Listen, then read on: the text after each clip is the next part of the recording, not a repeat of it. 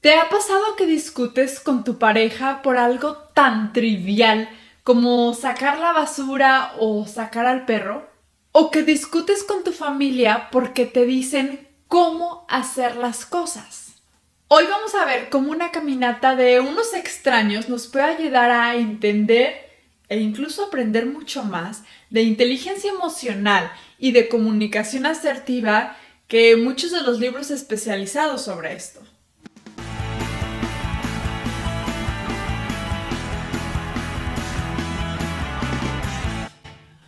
Hola a todos, ¿cómo están? Bienvenidos aquí a un episodio más de Emotional Wellness con Andrea Sotomayor. Ya saben, conmigo o Emotional Wellness, Work on Yourself, depende de la plataforma en la que nos estés escuchando. El día de hoy te traigo una historia, de hecho es una historia muy grande que me mandaron, pero yo te la voy a resumir nada más a algunas cuantas líneas que me parecen importantísimas porque nos van a ayudar a entender muchísimo más de inteligencia emocional y de comunicación asertiva que la verdad lo que muchos libros te dicen, o sea, como es un ejemplo de la vida real y es un ejemplo que de verdad yo siento que todos se van a identificar, yo siento que es algo que a todos nos ha pasado, vas a decir, ah, ya entiendo. Como que te va a hacer el clic de todas las cosas que tal vez habías escuchado o leído con anterioridad. Te voy a leer la historia, pero antes de eso te quiero pedir un gran favor que tú ya conoces. Te quiero pedir que por favor te suscribas aquí a mi canal, que me dejes 5 estrellas de calificación y obviamente si me dejas un like, algún comentario o compartes este podcast o este episodio, también te lo agradezco mucho. Me ayuda a seguir, me ayuda a llegar a mucho más personas y por supuesto también promovemos el contenido de valor.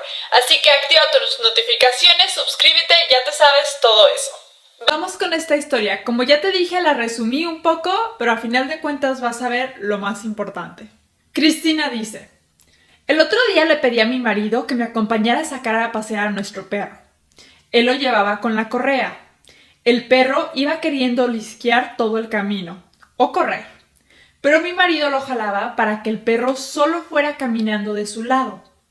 Yo le dije que no lo jalara, porque no respetaba la naturaleza del perro, y mi marido me respondió que si no me gustaba cómo lo hacía, entonces que lo hiciera yo, que él sabría cómo hacerlo, y que cuando yo pida algo a alguien, solo debo de decir lo que quiero, y para cuándo lo quiero, pero no debo de decir cómo hacerlo, porque eso desmotiva a la persona y también le quita autonomía.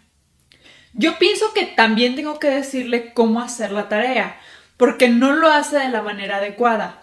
Obviamente esta situación es sin importancia, pero desencadenó una discusión. La historia sigue, pero hasta aquí es lo más relevante y lo que te voy a comentar el día de hoy. Esta pequeña situación, que como tal vez dice ella es algo insignificante, desencadena una discusión prácticamente porque nos muestra dos fallas importantes, una psicológica y una de comunicación. Y vamos a desglosarla aquí para que tú nunca caigas en esa trampa. Desde la psicología puedo percibir que ambas personas sintieron como que se les estaba faltando al respeto. Y ambos tuvieron una falta de regulación emocional. Él seguramente se sintió tal vez como desautorizado o incompetente cuando sintió la crítica de cómo manejaba él la correa. Cuando nos pasa esto es como si escucháramos un no confío en ti y necesitas hacerlo exactamente como yo lo haría porque lo que tú haces está mal y lo que yo hago está bien. La respuesta de él fue como una manera de poner un límite, de decirle, yo puedo hacerlo a mi manera. Mucho ojo aquí, esto no es un límite porque los límites tienen que ser muy claros, pero podemos ver aquí que esto es lo que se está tratando. Él se siente criticado, él reacciona ante esta crítica y dice algo como para parar a la otra persona. Ella actuó desde la empatía hacia su perro y con la frustración de ver que la caminata no estaba cumpliendo con la expectativa que ella tenía, de que su perro la lograra disfrutar o que su perro siguiera el instinto animal de olisquear o de correr.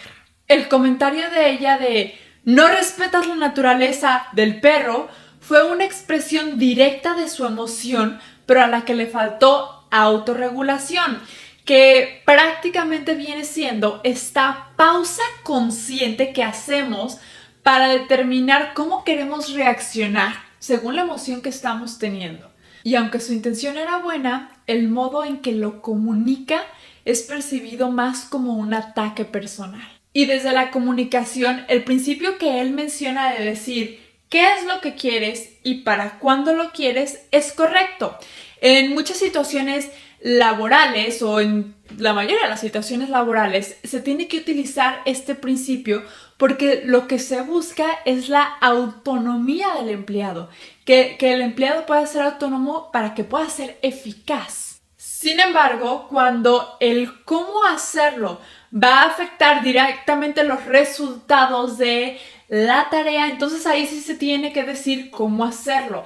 Se da toda esa capacitación para que la persona, en este caso estamos hablando del empleado, pueda saber qué paso seguir o qué es lo que se tiene que hacer para que exista esa misma eficiencia. Prácticamente se dice el cómo para poder especificar los criterios que van a determinar el éxito de esa tarea.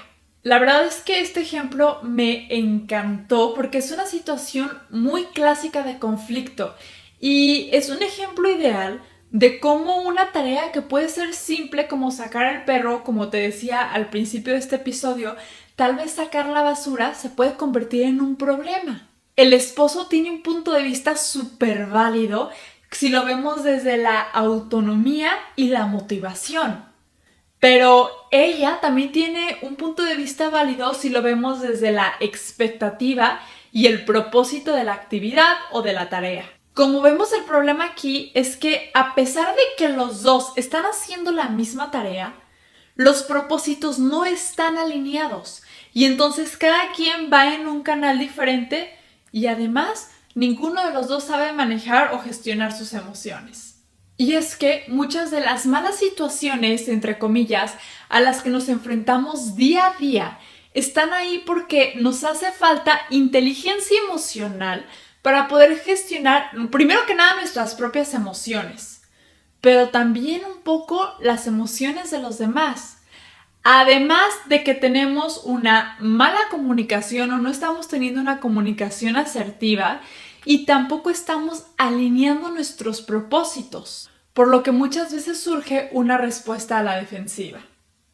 Yo creo que la verdad todas las personas, al menos adultas, nos hemos enfrentado a una situación así, en la que nosotros queremos algo o pedimos algo o incluso nos piden algo y la persona hiperreacciona. Y entonces nosotros reaccionamos y entonces esto se va escalando de una manera en la que no debería y por algo sumamente simple que no debería de ser un problema. Como que lo piensas y dices, pues es que no entendí de dónde salió, pero es porque hiperreaccionamos. O tal vez en uno de los casos una persona dice, es que tú me estás atacando. Y la otra persona le contesta, no, yo no te estoy atacando, son figuraciones tuyas. Y entonces ya se invalidaron las emociones y esto otra vez vuelve a escalar un problema que no tendría por qué haber estado ahí porque no era la intención. Falta de gestión emocional, fallo en la comunicación, no se alinean los propósitos y entonces hay un problema.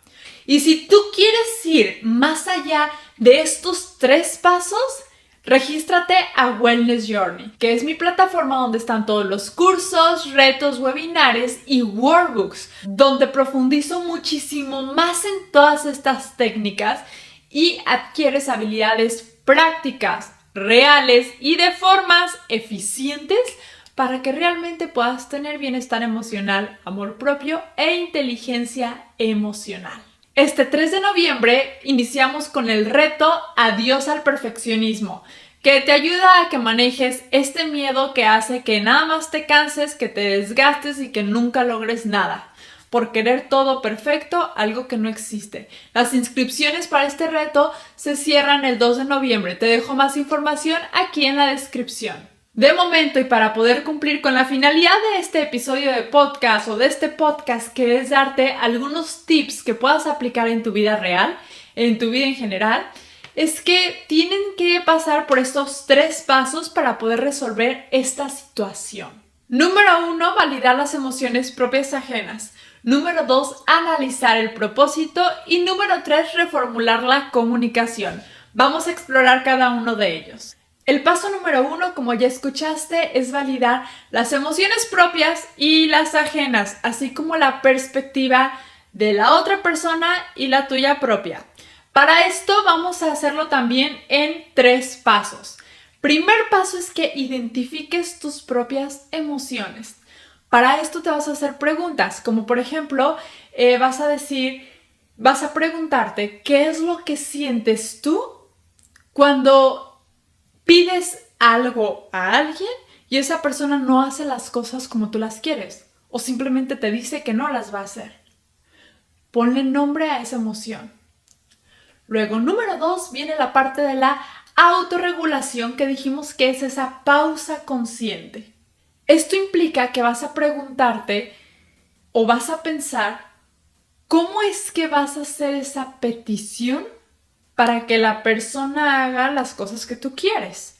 Otra vez, hazlo intencional. Entiende tus propias emociones para que la manera en la que preguntes las cosas no vaya a ser como agresiva. Si tú ya estás desesperada o triste o enojada porque las cosas no están siendo como tú quieres, al momento de hacer esta pausa, esta autorregulación, vas a pensar en qué palabras utilizar y cómo hacerlo.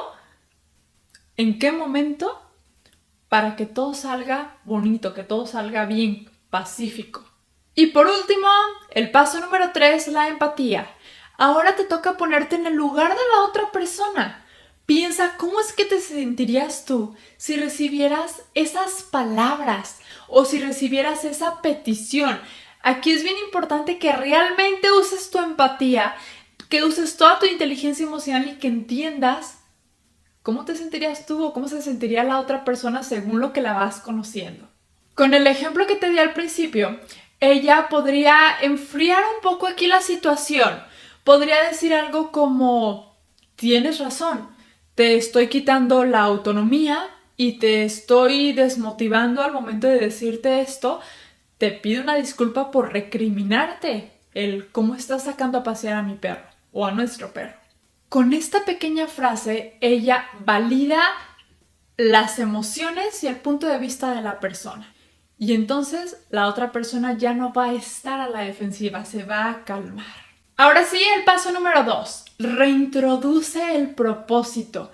Esto no se trata nada más de validar las emociones de los demás o que te quedes ahí, sino que ahora puedas reintroducir el propósito de lo que querías decir. El problema aquí entre ellos dos surge porque el propósito no está alineado. Por ejemplo, en este caso, y asumiendo, podríamos decir que el propósito de ella es mejorar la calidad de vida de su perro. Y el propósito de él es el desplazamiento al lugar al que iban. Ninguno de estos propósitos está mal, pero tienen que alinearse para que no haya ningún problema y otra vez para que se considere esa tarea exitosa. Entonces, una vez que tú ya validaste que ya esta defensa ha caído, entonces toca que expliques tu propósito de la tarea sin criticar, sin juzgar. Y aclarando, no es que tú tengas la razón absoluta, vas a explicar tu expectativa del propósito de la tarea. Por ejemplo, en el caso de ella, le tocaría explicar cómo lo que yo busco al momento de sacar a pasear a mi perro es que mi perro, nuestro perro, tenga una mejor calidad de vida, que pueda olisquear, que se pueda distraer, que se pueda desestresar y que tenga este momento de calidad mientras vamos caminando. Para mí esto es como que él se pueda relajar, como cuando nosotros estamos viendo las redes sociales o una serie de Netflix. La próxima podríamos ponernos de acuerdo con el objetivo de la caminata. Y ahora, paso número 3, propone un criterio de éxito, no un método de cómo se debe de hacer la tarea, porque esto quita la autonomía. Todo esto es comunicación. ¿Cómo se vería esto? En el futuro, en lugar de decir cosas como no jales o no lo hagas así, porque esto quita la autonomía y esto pone a la defensiva, tienen que establecer un propósito o un objetivo juntos, de una manera en que la otra persona pueda hacerlo con autonomía. Por ejemplo, mi amor, el objetivo de hoy es que Tony, nuestro perro, camine el día de hoy para que pueda relajarse y pueda desestresarse, que pueda oler en tantos arbustos como quiera. Yo confío en que tú vas a encontrar la mejor manera de ayudarme a que él se relaje y a que disfrute esta caminata. Yo confío en que tú vas a encontrar la mejor técnica para lograrlo. Así se transforma un momento de recriminación y de conflicto a un momento de unión, a un momento de alineación de expectativas y de propósito que genera la colaboración. Aquí la duda sería el cuándo decir cómo hacerlo. Que como ya te dije, vamos a decir cómo hacerlo cuando el éxito de la tarea depende de ese cómo hacerlo, que tiene que tener criterios específicos, que realmente tiene que ser hecho específicamente de una forma. Te voy a dar ahorita unos ejemplos para que sea mucho más entendible. Ya te lo expliqué hace ratito, pero vamos ahora a desmenuzarlo y hacerlo más entendible. Para esto tenemos que entender que la manera correcta de hacer una petición en la vida cotidiana va a tener esta estructura. Si me estás viendo desde YouTube, vas a poder ver la siguiente tabla. Y si no, me puedes encontrar en YouTube como @emotion.wellness. Tenemos el elemento que viene siendo el qué. ¿Qué tarea se tiene que hacer? ¿Y cómo sería? Por ejemplo, ¿puedes sacar a pasear el perro esta tarde? Luego tenemos el para cuándo. ¿Cuándo se tiene que hacer? ¿Cuál es el plazo o cuál es la duración de esa tarea? Necesitamos que sea antes de las 6 de la tarde y que dure al menos 20 minutos. Aquí se dijo el plazo y la duración.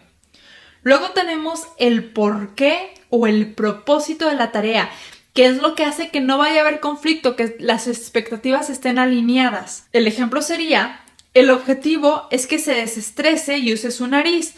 Es un momento de exploración, no solo de ejercicio. Luego viene el elemento de apertura, que va con la validación y la confianza que le damos a las otras personas.